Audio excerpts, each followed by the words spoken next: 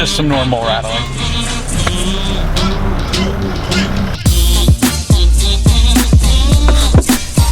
This thing is so small that I can't even like hold the camera in like a good spot. This seems like good because I have the wide angle, but that's about it. Look, I can reach the window with like minimal like leaning.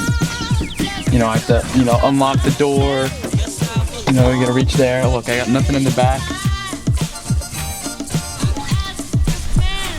What are you gonna do? It's deep. It's a fun car. It's not a pickup truck. So with this car, there is always another problem. Let me tell you a story. I had dropped it off to get some axle tube seals done because there was leaking out the ends and it splatters all over the inside of the wheel. And I ended up doing a pinion bearing, carrier bearings. I got the front drive shaft shortened, and I got some rust fixed while I was there. So it just spirals and spirals. And then that leads me into the next thing that I hate.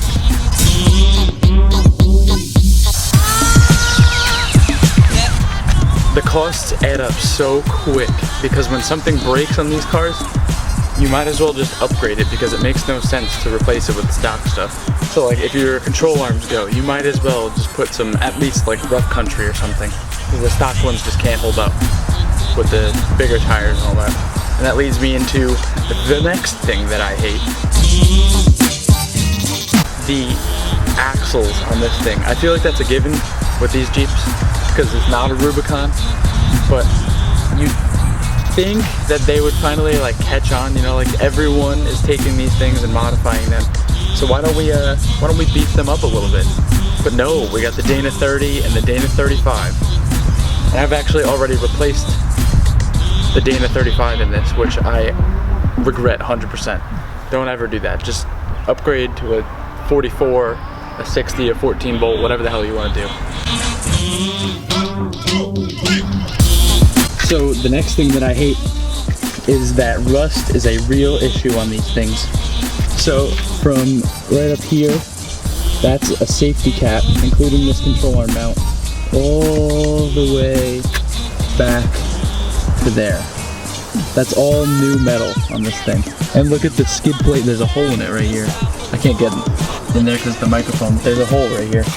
Look, that piece is missing, this chunk. So, yeah, I absolutely hate that, but I feel like that's not so much the car's fault, it's more of the, you know, Northeast and winter driving. Rust on this car has definitely been a huge issue, and it's something I've spent a lot of money on. And if you guys saw the other day in my video why owning a Jeep in the Northeast sucks, I actually repainted the back of my frame because I found another hole, so Northeast for you. So, yet another thing that I hate about this car is that the top leaks. Let's see. Yeah, see all that? I just put some tape on the inside of the crack, but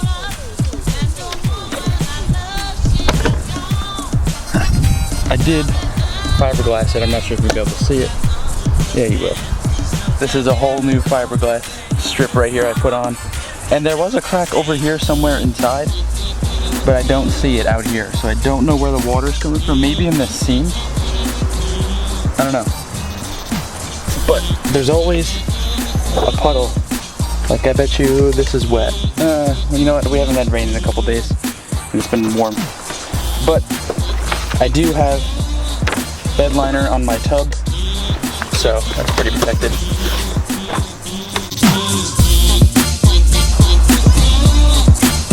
Look at this skid plate. Look at that. That's so low. Granted, I have a T-case drop bracket thingamabobber because I don't have an SYE. But they make like flat tummy tucks, so you'd think that you know, maybe we'll do that. Maybe we'll include the slip yoke eliminator, like the Rubicons have a CV drive shaft at least. I don't know. I just think that's a stupid move. Let's make an off-road vehicle, and we'll just put this giant skid plate right in the middle. I don't agree. That's one thing that drives me crazy the most in pictures and stuff of my car is that stupid skid plate. I will be fixing that though. That will happen. Alright, so I swear that this thing drives differently every day. You'll get in it one day and it drives straight as an arrow. You know, you're doing 55, 65 down the highway, no problems. You know, you're loving life, loving the car. And then the next day you'll hit a bump and it's like, you know, you're bouncing around. The steering wheel's got shimmies. It's a very dynamic car, but it keeps it interesting, I guess. So now I will demonstrate how slow this thing really is. And granted, I'm on stock gearing and bigger tires, but yeah. All right, here we go. And here we go.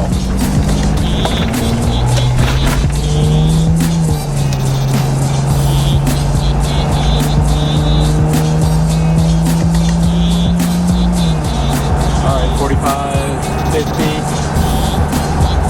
55,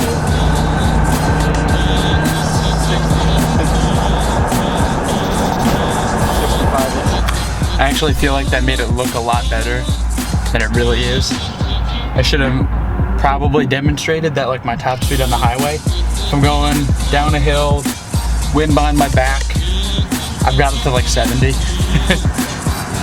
The speedo goes up to 100, but I'm not thinking that I'm ever gonna get it there, nor do I really want to ever get it there. So yeah guys, that's the video. It's a quick little fun one for you guys. So I will catch you later.